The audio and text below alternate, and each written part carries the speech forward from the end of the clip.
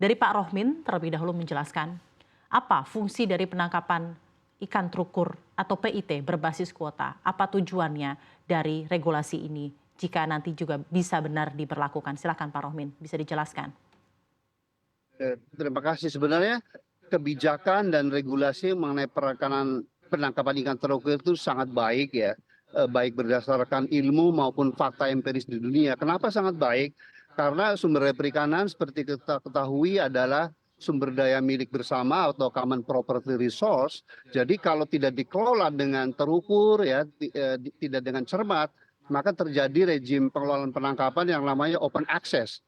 Siapa saja, kapan saja, berapa saja boleh menangkap ikan, itu akan terjadi yang namanya overfishing atau kelebihan tangkap. Lama-kelamaan kalau itu dibiarkan akan menjadi punah itu ikan ya. Maka dari segi kelestarian sesungguhnya sangat bagus ya untuk memastikan bahwa yang ditangkap oleh nelayan seluruh Indonesia itu adalah lebih kecil daripada apa namanya jatah tangkapan ikan yang dibolehkan, yaitu 80% dari potensi produksi lestari atau MSY gitu ya. Nah lalu yang dimaksud terukur, maka seluruh penangkapan atau hasil tangkap nelayan di Indonesia itu harusnya memang dicatat itu.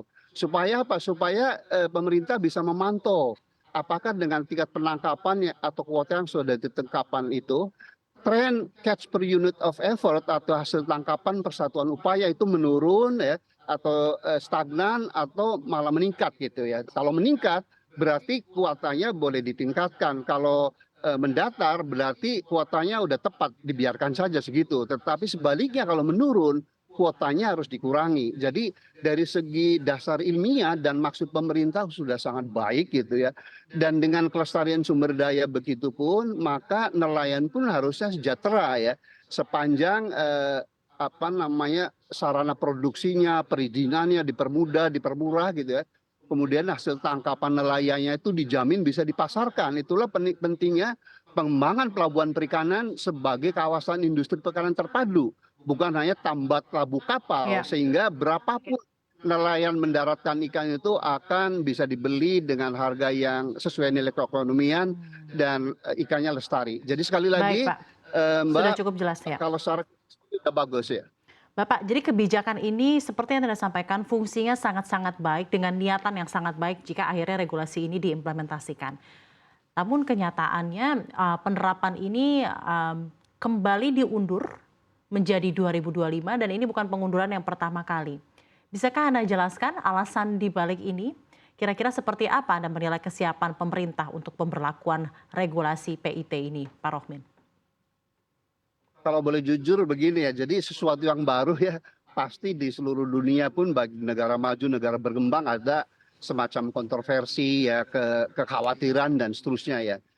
Hemat saya mungkin ya yang kelemahan mendasar adalah proses penyusunan kebijakan ini pada awalnya kurang melibatkan stakeholder utama, para nelayan dan pengusaha kita kurang dilibatkan ya.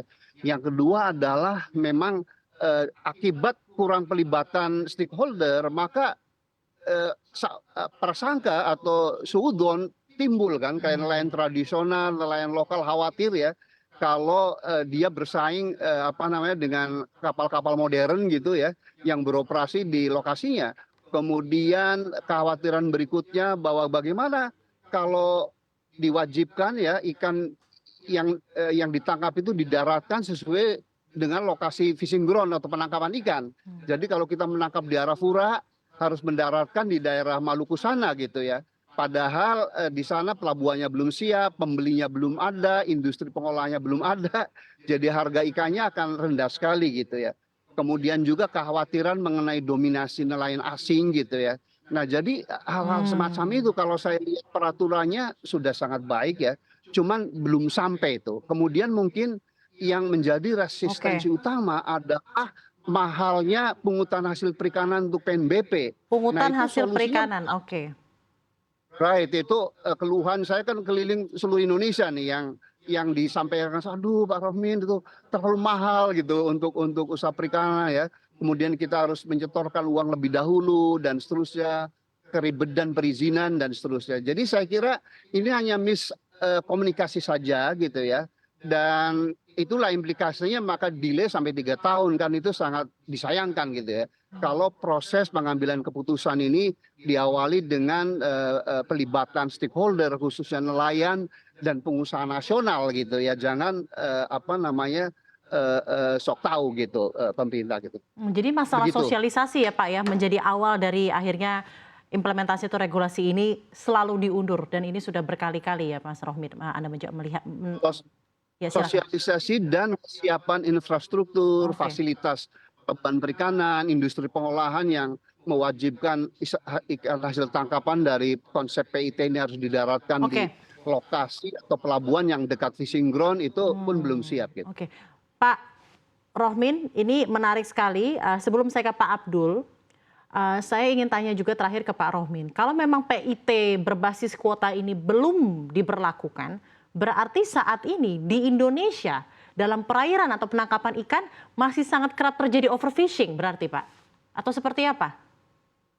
Ya kalau peraturan atau undang-undang atau apapun namanya ya, regulasi baru itu belum ada kan berlaku azas yang diterapkan regulasi yang ada sekarang gitu. Itu tetap jalan dan kalau saya lihat sih pada prinsipnya peraturan yang existing pun sesungguhnya mengatur ya bagaimana menyeimbangkan antara kelestarian sumber daya ikan dengan kesejahteraan nelayan. Jadi all in all harusnya masih oke ya. Cuman dengan PIT ya menurut himmat hijau saya itu lebih baik ya karena serba pasti, sistematis dan terukur begitu. Jadi artinya tidak ada kekosongan peraturan manajemen penangkapan ikan ya dengan peraturan pemerintah, kemudian Kepmen ya, keputusan menteri yang ada menurut himmat hijau saya sudah bisa jalan seperti sekarang.